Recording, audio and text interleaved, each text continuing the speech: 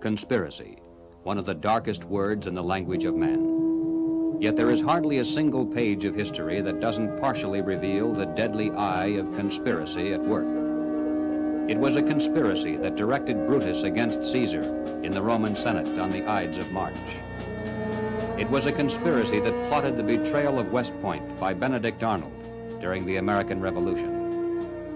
It was a conspiracy that led John Wilkes Booth to the assassination of President Lincoln on Good Friday, 1865. The past record of man is burdened with accounts of assassinations, secret combines, palace plots, and betrayals in war. The tenet of conspiracy has been a dominant force in all history. But in spite of this clear record, an amazing number of people have begun to scoff at the possibility of conspiracy at work today. They dismiss such an idea merely as a conspiratorial view of history. The purpose of this presentation is to show that the conspiratorial view of history, particularly of recent history, is the correct view.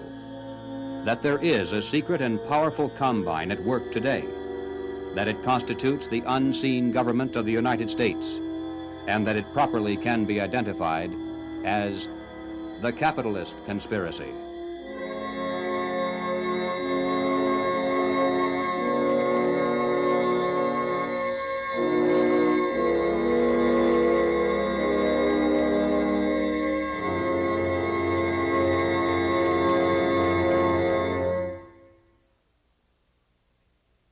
In 1963, the nation was held spellbound by the testimony of gangster Joe Valachi as he exposed the inside workings of the international crime syndicate known as the Cosa Nostra, or the Mafia.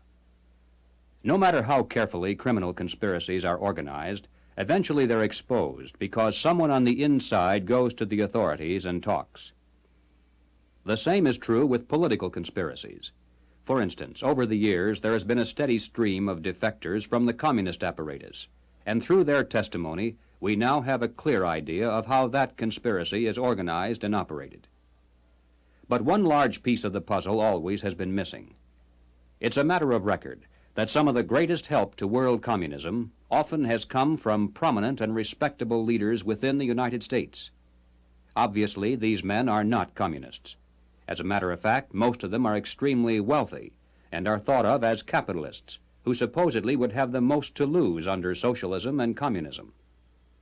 And yet the record is disturbingly consistent, and Americans repeatedly have asked why. Why have some of the richest people in the United States, both in and outside of government, aligned themselves with leftist policies that would appear to be the path to their own destruction?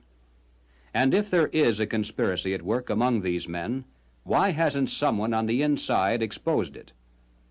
The answer is, someone has. Dr. Carroll Quigley is a professor of history at Georgetown University. He is the author of the widely used textbook, Evolution of Civilization. He is a member of the editorial board of the monthly periodical, Current History. He has been a frequent lecturer and consultant for such groups as the Industrial College of the Armed Forces, the Brookings Institution, the U.S. Naval Weapons Laboratory, the Naval College, the Smithsonian Institute, and the State Department. Dr. Quigley also has been closely associated with many of the family dynasties of the super-rich. He is, by his own boast, an insider with a front-row view of the world's money power structure. When Dr. Quigley wrote this 1,300-page book of dry history entitled Tragedy and Hope, it was obvious that it would never be read by the masses. It was intended for the intellectual elite. And to such a select readership, Dr. Quigley cautiously exposed one of the best-kept secrets of all time. But he also made it quite clear that he was an extremely friendly apologist for this group, and that he fully supports their goals and purposes. On page 950, Dr. Quigley says, "I know of the operations of this network because I have studied it for 20 years and was permitted for 2 years in the early 1960s to examine its papers and secret records. I have no aversion to it or to most of its aims, and have for much of my life been close to it and to many of its instruments. In general, my chief difference of opinion is that it wishes to remain unknown." Dr. Quigley points out that During the past 200 years, while the peoples of the world gradually were winning their political freedom from monarchies, the major banking families of the world were nullifying the trend toward representative government by setting up new dynasties of political control, but behind the scenes, in the form of international financial combines.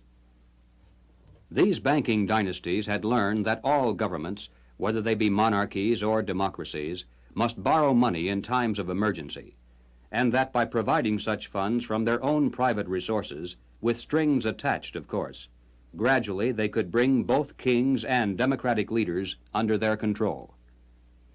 Dr. Quigley believes that people should be more familiar with the identities of these clever banking dynasties. They include such names as Baring, Hambros, Lazard, Erlanger, Warburg, Schroeder, Seligman, the Spires, Mirabeau, Mallet, Fold, and above all, Rothschild and Morgan. It should be noted that while the Rothschilds and other Jewish families cooperated together in these ventures, this was by no means a Jewish monopoly, as some have alleged. Men of finance of many nationalities and many religious and non-religious backgrounds collaborated together to create this superstructure of hidden power. Its essence was not race, nor religion, nor nationality. It was simply a passion for control over other human beings. Dr. Quigley identifies this group simply as the international bankers. These are not the same as the local commercial bankers with whom we deal in everyday life. International bankers deal not with the general public, but with the industrial giants of the world, with other financial institutions, and especially with governments. The key to their success has been to control and manipulate the money system of a nation, while letting it appear to be controlled by the government. The net effect is to create money out of nothing, lend it to the government, and then collect interest on it, a rather profitable transaction, to say the least. For example, in 1694, international banker William Patterson obtained the charter of the Bank of England, and the power over England's money system fell into private hands. In a boastful mood, Patterson said, "The bank hath benefit of interest on all monies which it creates out of nothing." 230 years later, Reginald Mackina, British Chancellor of the Exchequer, said, "The banks can and do create money, and they who control the credit of the nation direct the policy of governments and hold in the hollow of their hands the destiny of the people." Turning to the United States, Dr. Quigley tells us, "The structure of financial controls created by the tycoons of big banking and big business in the period 1880 to 1933 was of extraordinary complexity, one business fief being built on another, both being allied with semi-independent associates, the whole rearing upward into two pinnacles of economic and financial power. One, centered in New York, was headed by J.P. Morgan and Company, and the other, in Ohio, was headed by the Rockefeller family. When these two cooperated, as they generally did, they could influence the economic life of the country to a large degree, and could almost control its political life, at least on the federal level. In the United States, it was inevitable that the international banking interests would attempt to establish the same kind of private monopoly over the money system that they had achieved in England, France, Germany, Italy, and Switzerland. The same formula would be used: make it look like a government operation, but keep the control in private hands. John D. Rockefeller had purchased the Chase Bank, and his brother William bought the National City Bank of New York. The Rockefeller Chase Bank was later merged with the Warburg's Manhattan Bank to form the Chase Manhattan, one of the most powerful financial combines in the world today. Acting in concert with the Morgan banking dynasty, they spent untold millions of dollars to promote legislation that would grant to them a private franchise over this nation's money system. To sell this scheme to the voters, the monopolists created the propaganda line that the proposed banking law somehow would work against the monopolies. Politicians took up the cry, "Banking reform," and "Down with Wall Street." And then, to make it look convincing, the financial tycoons publicly pretended to oppose the measure, all the while financing it behind the scenes. On December 22, 1913, the Federal Reserve Act finally was passed into law. Something known as the Federal Reserve System came into being, and with it, total control over the nation's money fell into private hands. The Federal Reserve System solely is responsible for creating money in the United States. The Treasury prints only what the Federal Reserve tells it to print. The far greater amount of checkbook money is also determined by this group. Yet it is not a government agency and is entirely beyond the reach of the American voter. Technically, the stock of the Federal Reserve System is held by 12 privately owned national banks that make up the system. These, in turn, are owned primarily by the private banking dynasties that work so hard to bring that system into being. By law, the 7 members of the Federal Reserve Board are appointed by the President for a term of 14 years each. In spite of the incredible length of these appointments, nevertheless, they're supposed to create the illusion that the people, acting through their elected leaders, have some voice in the nation's monetary policies. In practice, however, every president since the beginning of the Federal Reserve System has appointed only those men who were congenial to the financial interests of the international banking dynasties. There have been no exceptions. It is now known that the original Federal Reserve Board was handpicked by Colonel Edward Mandell House, who early in his career had represented British and American banking interests. The intimate papers of Colonel House, edited by Charles Seymour, reveal House as the unseen guardian angel of the Federal Reserve System. In the words of Mr. Seymour, the Schiffs, the Warburgs, the Kahns, the Rockefellers, and the Morgans had faith in House. In 1912, Colonel House authored this book entitled Philip Drew, Administrator. The hero, a thinly disguised version of himself in real life, was a behind-the-scenes manipulator of prominent political figures. In the disguised form of a novel, the book lays bare the general strategy that has been followed ever since, even to the very present. It tells of how a small group of insiders cause a depression and then bring about the election of a man named Rockland. Rockland gives fireside chats and launches a program called the New Era to strengthen government control over the masses. Eventually, the insiders who control the government weaken the country deliberately to the point of civil war, which provides them with the excuse for establishing a dictatorship under Philip Drew. Colonel House was the man who selected Woodrow Wilson as a presidential candidate and later became his principal advisor. Wilson was totally dependent on House for all political decisions. He was his alter ego. The president himself had written, "Mr. House is my second personality. He is my independent self. His thoughts and mine are one. If I were in his place, I would do just as he suggested." When the federal government goes into debt, it borrows that money from the Federal Reserve System. The national debt presently is at the 400 billion mark. Just to pay the interest on this debt, taxpayers are forced to contribute over $20 billion every year. And remember, that is interest on money created out of nothing. At National Convention time, $20 billion can determine far more politics than all the shouting and placard waving and brass bands combined. And one can only imagine the economic and political pressures that are brought to bear on a candidate seeking public office. Pressures and commitments to make sure that, if elected, the new president will make the correct appointments, not only to the Federal Reserve Board, but also to ambassadorial posts, government agencies, the cabinet, and even the Supreme Court. This is why, through the years, administrations change, party labels change, but major policies do not. In 1870, a wealthy British socialist by the name of John Ruskin was appointed as Professor of Fine Arts at Oxford University in London.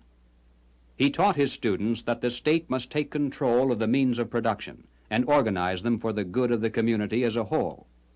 But he advocated placing control of the state into the hands of a single dictator.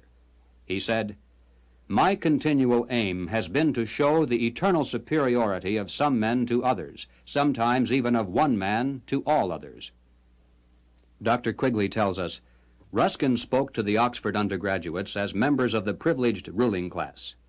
He told them that they were the possessors of a magnificent tradition of education, beauty, rule of law, freedom, decency, and self-discipline, but that this tradition could not be saved unless it could be extended to the lower classes in England itself and to the non-English masses throughout the world. Ruskin's message had a sensational impact. His inaugural lecture was copied out in longhand by one undergraduate, Cecil Rhodes, who kept it with him for 30 years. Cecil Rhodes made one of the world's greatest fortunes. With help from international bankers, he was able to establish a virtual monopoly over all the diamonds that came from South Africa, and most of the gold as well. Throughout his entire life, Cecil Rhodes spent most of his vast income to promote the ruling class ideas of John Ruskin. Many people are familiar with the world-famous Rhodes Scholarships, which were established to promote the less controversial aspects of John Ruskin's dream. But very few are familiar with the fact that in 1891, Cecil Rhodes established a secret society to promote the rest of that dream. Dr. Quigley explains, in this secret society, Rhodes was to be leader. Stead, Brett, Lord Esher, and Milner were to form an executive committee. Arthur Lord Balfour, Sir Harry Johnston, Lord Rothschild, Albert Lord Grey, and others were listed as potential members of a circle of initiates, while there was to be an outer circle known as the Association of Helpers, later organized by Milner as the Round Table Organization. Here, then, was the classic pattern of political conspiracies throughout all history. At the center, usually depicted as the all-seeing eye, there is a tiny group in complete control, with one man as the undisputed leader. Next comes a circle of secondary leadership that for the most part is completely unaware of an inner core. They are led to believe that they are the innermost ring. In time, as these conspiracies are built from the center out, they form additional rings of organization. Those in the outer echelons usually are poor idealistic souls with an honest desire to improve the world. They never suspect an inner control for sinister purposes, and only those few who demonstrate a ruthless capacity for higher leadership are ever allowed to see it. After the death of Cecil Rhodes, the inner core of his secret society fell to the hands of Lord Alfred Milner, Governor-General and High Commissioner of South Africa. As director of a number of public banks and corporate precursor of England's Midland Bank, he became one of the greatest political and financial powers in the world. Milner recruited into his secret society a group of young men, chiefly from Oxford and Toynbee Hall, and according to Quigley, through his influence, these men were able to win influential posts in government and international finance, and became the dominant influence in British imperial and foreign affairs up to 1939. Under Milner in South Africa, they were known as Milner's Kindergarten until 1910. In 1909 to 1913, they organized semi-secret groups known as Round Table groups in the chief British dependencies and in the United States. The Round Table group in the United States promptly created an external organization known as the CFR, the Council on Foreign Relations. It is through this organizational ring and then outward, through tax-exempt foundations, universities, and government agencies, that the international capitalist conspiracy has dominated the domestic and foreign policies of the United States for over 50 years. Unless there is any doubt as to who is behind the CFR, Dr. Quigley tells us bluntly, in New York it was known as the Council on Foreign Relations and was a front for J.P. Morgan and Company in association with the very small American Round Table Group. The CFR building is located on the west side of fashionable Park Avenue in New York. Although it definitely is not the center of the conspiracy, and although practically none of its members are aware of an inner control, nevertheless it is semi-secret in its operation. It shuns publicity, and members are sworn not to disclose to the public the proceedings of its conferences and briefings. It has a formal membership of 1,400 elite personalities. In Harper's Magazine of July 1958, there is an article entitled School for Statesmen, written by CFR member Joseph Kraft. Kraft revealed that one of the chief architects for the CFR was none other than Colonel Edward Mandell House. At the time of writing this article, Mr. Kraft boasted that the CFR membership even then included the President, the Secretary of State, the Chairman of the Atomic Energy Commission, the Director of the Central Intelligence Agency, the Board Chairman of 3 of the country's 5 largest industrial corporations, 2 of the 4 richest insurance companies, and 2 of the 3 biggest banks, plus the senior partners of 2 of the 3 leading Wall Street law firms, the publishers of the 2 biggest news magazines and of the country's most influential newspaper, and the presidents of the Big 3 in both universities and foundations, as well as a score of other college presidents, a scattering of top scientists and journalists. The CFR, from behind the scenes, has dominated this nation for decades. CFR members include top executives and journalists for the New York Times, the Washington Post, the Chicago Daily News, Harper's, Look, Time, Life, Newsweek, U.S. News and World Report, CBS, NBC, MGM.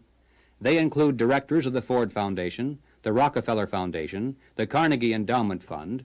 They include Presidents Hoover, Eisenhower, Johnson, and Nixon, Secretaries of State Stettinius, Atchison, Dulles, Herter, and Rusk, a fantastic percentage of the President's Cabinet, undersecretaries, the Federal Reserve Board, ambassadors to other countries, Supreme Court justices, and presidential advisors. The average American has never heard of the CFR, yet it is the unseen government of the United States. It's a sobering fact that the hidden power structure of international finance has exerted tremendous influence over public opinion in this country through its virtual control of higher education and major segments of mass communications. The human mind is like a computer. No matter how efficient it may be, its reliability is only as great as the information fed into it. If it is possible to control the input of the human mind, then no matter how intelligent a person may be, it's entirely possible to program what he will think. And yes, it's even possible to program people to laugh at the mere mention of the word conspiracy. Such programming, of course, can work in both directions.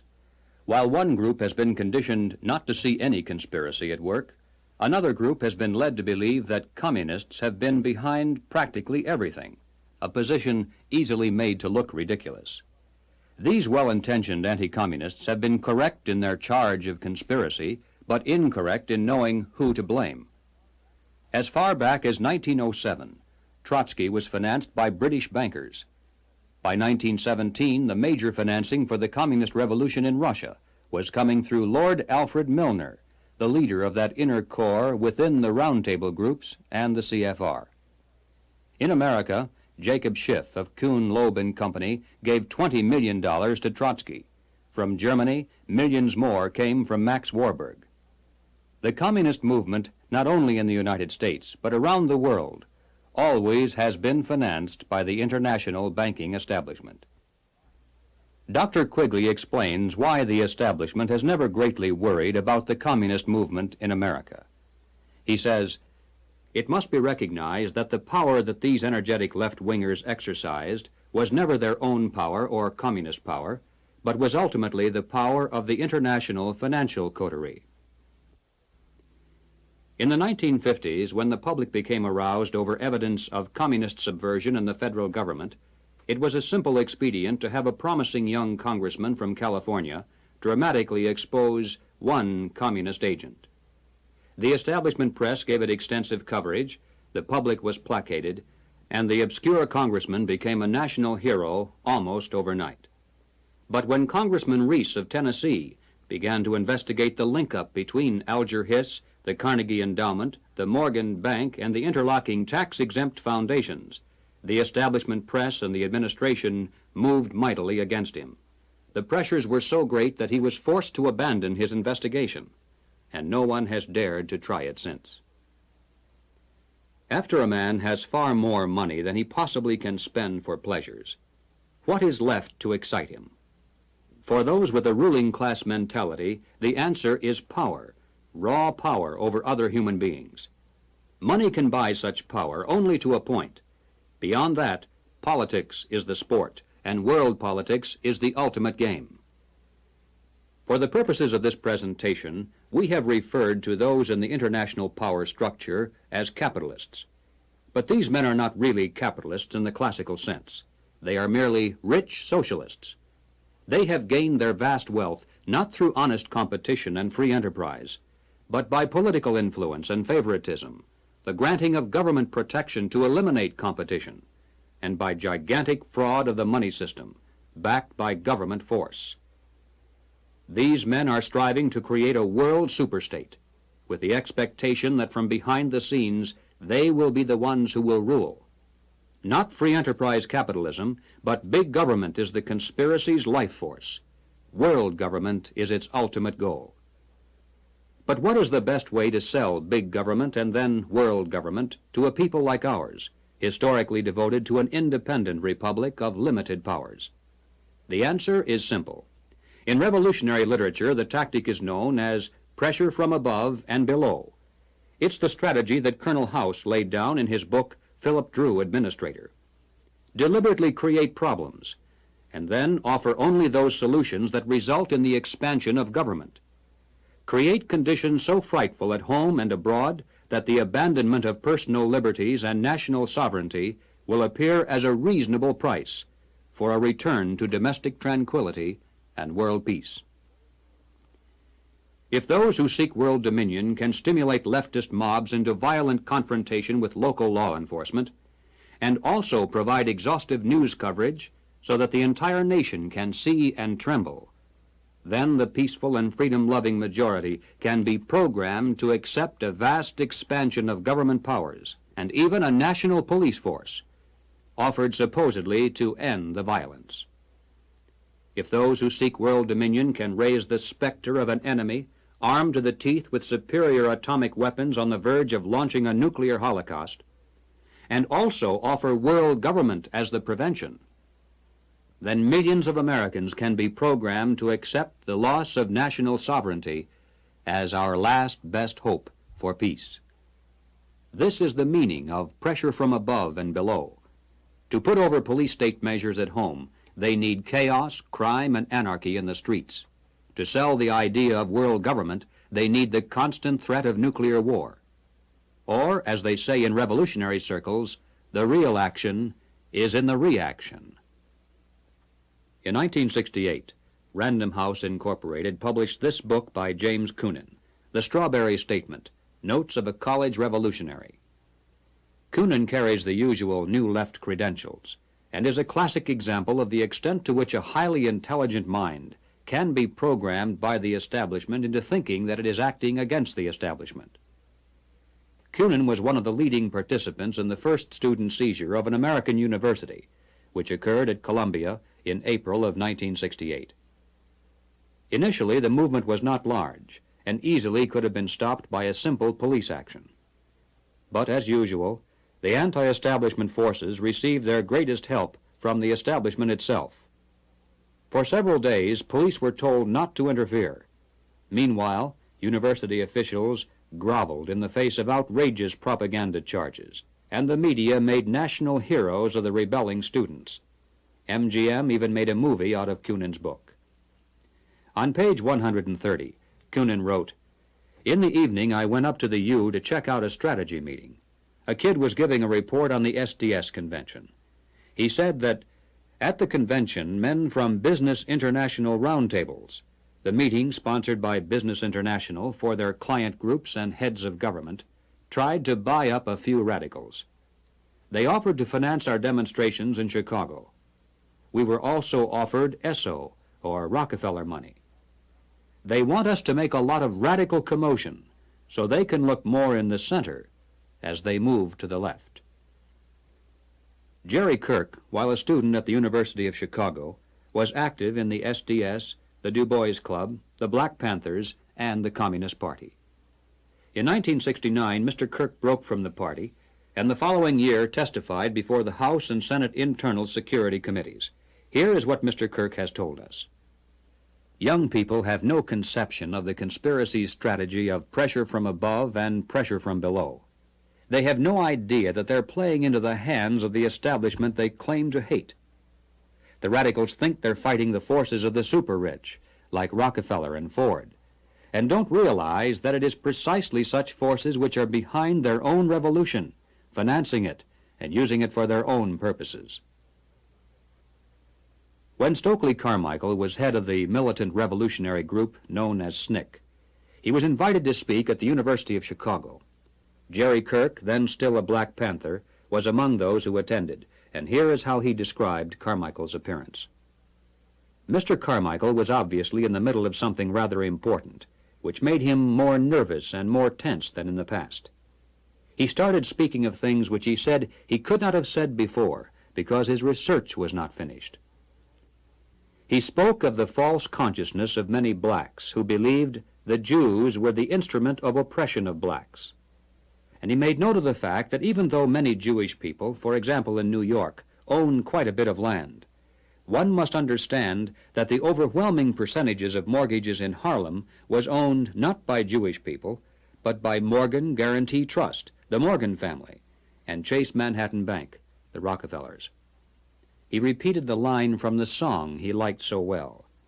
"Something is happening here, but you don't know quite what it is, do you, Mr. Jones?" What he was getting at was that the Jews were simply one strata of society who are themselves being oppressed by people who were much richer and much more powerful. In the agencies of this power, he cited banks, the chief among which were Morgan Guarantee Trust and Chase Manhattan, and the foundations connected with these monoliths. It was not long after this that Stokely Carmichael mysteriously was ousted from both SNCC and the Black Panthers. Apparently, he had learned too much.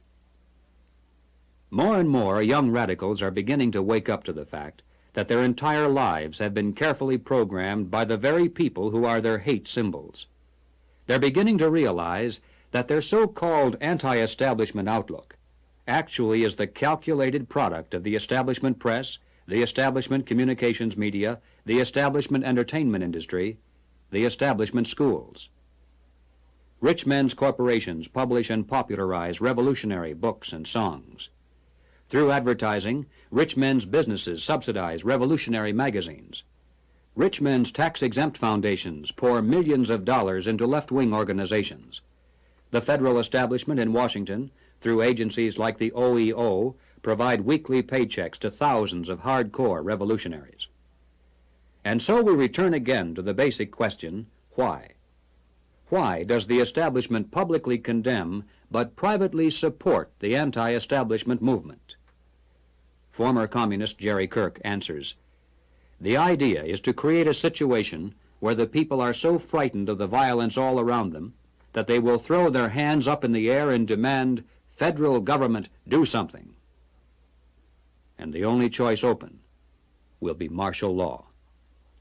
The communists, black militants, and revolutionaries will never succeed in overthrowing the government of the United States. But unless they are stopped, they will scare the American people into accepting socialism from Washington and statist rule by the insiders of the establishment. This is what it is really all about." In Bavaria, the year 1786, acting on a tip from an informer, police raided the home of a prominent attorney named von Zwack.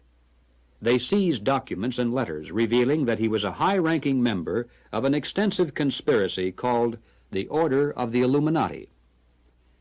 Over the centuries, forms of the word Illuminati, meaning the enlightened ones, have been used by many secret sects and occult organizations. Most prominent among these were the Illuminados of Spain, the Guernets of France, and the Roshania of Afghanistan. But these were concerned primarily with psychological and spiritual objectives, a proclaimed inner wisdom and mind mastery of the secrets of the universe. The conspiracy exposed in Bavaria was of an entirely different order. The Illuminati was founded on May 1st, 1776, by Adam Weishaupt, a professor at Ingolstadt University. Weishaupt obviously had been a serious student of the occult, for many of its bizarre features and symbols were incorporated into his organization. Weishaupt had been active in the Masonic lodges of Germany and found in them the perfect vehicle for recruiting into his secret order, which he described publicly as the highest level of Freemasonry. The Illuminati was formally incorporated into the Masonic lodges at the Congress of Wilhelmsbad in 1780. It should be noted that Freemasonry in England and America historically is quite different. Its members are characterized by the highest standards of integrity. Nevertheless, it is a fact that from 1780 on, the Illuminati did flourish as a parasite on the highest levels of the Masonic movement in Europe, especially the Grand Orient lodges of France. There were 8 conspiratorial rings within rings, advancing from the outermost novice inward to Rex, or king. The king, of course, was Weishaupt himself, who had adopted the code name Spartacus. Those in the outer rings were told that the grand purpose of the order was to make of the human race, without any distinction of nation, condition, or profession, one good and happy family. But by the time the member had advanced to the level of presbyter, or priest, his oath of absolute secrecy and obedience had become deadly serious. Only then was he allowed finally to see the ultimate goal of the order. It was the destruction of all religion, replaced by the worship of reason, or humanism, and the destruction of all independent governments, replaced by a new world order, a world government ruled from behind the scenes by the illuminated ones. Needless to say, most members were never allowed to see these goals. In the words of Adam Weishaupt himself, "These good folks swell our numbers and fill our money box. Set yourselves to work. These gentlemen must be made to nibble at the bait. But this sort of people must always be made to believe that the grade they have reached is the last." The public record of the Illuminati is quite thin, but it does show that before it was exposed briefly in 1786, it had already enjoyed immense success in attracting into its outer rings some of the most prominent men of Europe. Its roster included important names in both government and finance. It was the most important single force behind the French Revolution. Some years later, an obscure intellectual by the name of Karl Marx joined a conspiratorial circle called the League of the Just. Shortly afterward, this group reformed into still another organization called the Communist League, and in 1847 they commissioned Marx to write their policy statement for the public. It was called the Communist Manifesto. On the surface, the manifesto appealed to the workers of the world to arise against their capitalist exploiters. But it should be noted that the project was supervised by Friedrich Engels, a capitalist of substantial wealth. Marx himself was so unimportant that his name didn't even appear on the manifesto for the first 20 years after its publication. In 1920, just 3 years after the Bolsheviks seized Russia, Winston Churchill declared, "From the days of Spartacus Weishaupt to those of Karl Marx, to those of Trotsky, Bela Kun, Rosa Luxemburg, and Emma Goldman, this worldwide conspiracy has been the mainspring of every subversive movement during the 19th century, and now at last has gripped the Russian people by the hair of their heads." Each year, May 1st is celebrated by communists world over as a day of international solidarity.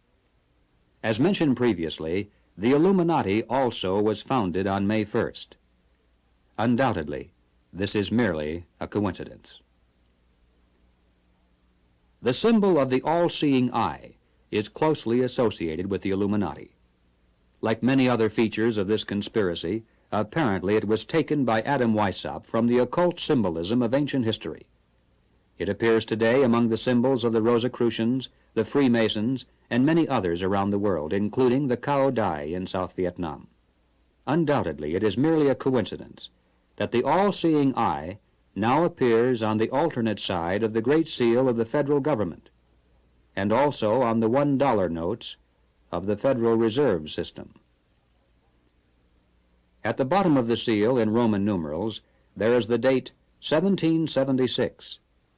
This, of course, is the year of American independence.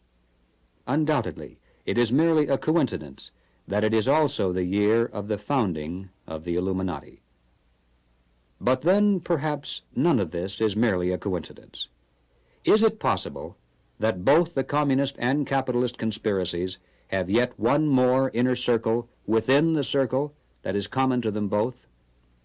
Is it possible that both movements, unbeknownst to most of the people in them, are merely contemporary counterparts of a much older conspiracy?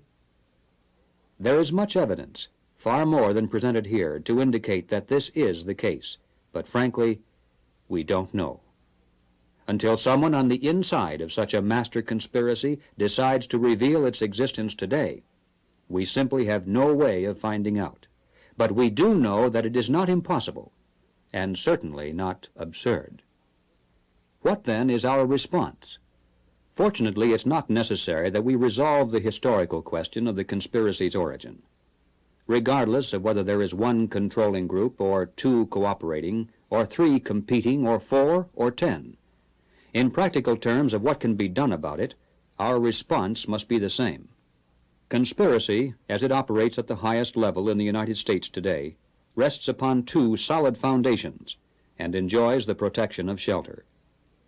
If we could knock out its foundations, it would collapse, and if we could strip away its shelter, it would wither and die. The shelter is secrecy. The foundations are big government and manipulation of money. No conspiracy can stand the light of exposure. No conspiracy can rule the masses without the tool of an extensive government bureaucracy. And certainly no capitalist conspiracy can long survive without control over the nation's money. Expose the conspiracy. Reduce the size of government. Return our money to a standard that cannot be manipulated. This must be our response. In the limited time available, we have attempted to demonstrate that the conspiratorial view of history, particularly of recent history, is the correct view. Let us summarize now 7 major conclusions. 1. There is and has been for some time a conspiracy among some of the richest people in the world, a conspiracy that virtually owns the money systems of the major non-communist nations. This monopoly is protected by the power of the respective governments, and is used to perpetuate the conspiracy's vast wealth by the creation of money out of nothing. 2. In the United States, this monetary fraud is perpetuated through the Federal Reserve System. Although the executive branch theoretically has some control over this system through occasional appointments, in reality, it is the system and those behind it who control the executive branch. 3. The capitalist conspiracy in this country surfaces to public view in the form of the semi-secret Council on Foreign Relations. Its members exercise their control over the nation through government, tax-exempt foundations, centers of education, and the mass communications media. 4. On the surface, the capitalist conspiracy appears to oppose communism. It spends billions of dollars in spectacular military displays of anti-communism all around the world, but never to the extent of seriously harming the enemy, and certainly not to the extent of defeating him. Meanwhile, behind the scenes, the conspiracy always has nourished and aided communism both at home and abroad. It does this not because it is pro-communist, but because it needs the appearance of a formidable foe and the chaos byproduct of a managed conflict to advance its own goal of totalitarian world government. 5. There is much evidence indicating that the capitalist and communist conspiracies both are directed by a single master conspiracy which may have continuity with the order of the Illuminati, which was founded 200 years ago. But this historical question is not nearly as important as the immediate question of what can be done about it today. 6. As for our response, we must begin to dismantle the conspiracy's machine of big government. We must restore American independence. We must return our schools to local control. We must protect our police forces from federal aid, which is the certain path to a national police force controlled from Washington. We must denounce revenue sharing as a transparent device leading to control over local government. We must raise up men for political office who not only talk about reducing government, but who will do it once they're elected. And that means men who are totally independent of establishment politics. 7. We must reduce the Federal Reserve System to a service function of clearing checks between banks only. Merely turning the system as it stands over to the federal government, as some have suggested, will not solve the problem. The same people would control it either way. The root of the evil is that money is created out of nothing, and the insiders could do that today just as easily directly through government as they do through the Federal Reserve System. The ultimate solution is to prevent anyone, in or out of government, from manipulating the money supply. And the only way to do that is to return our money to the gold and silver standards.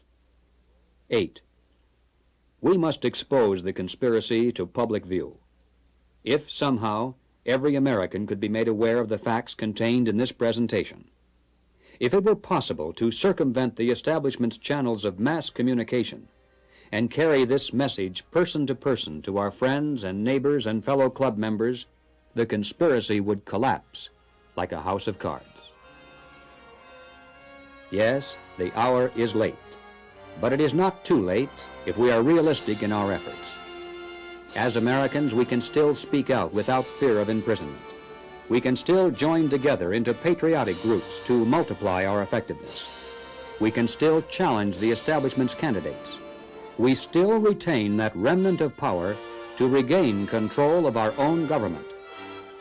With divine guidance and with your help, it can be done.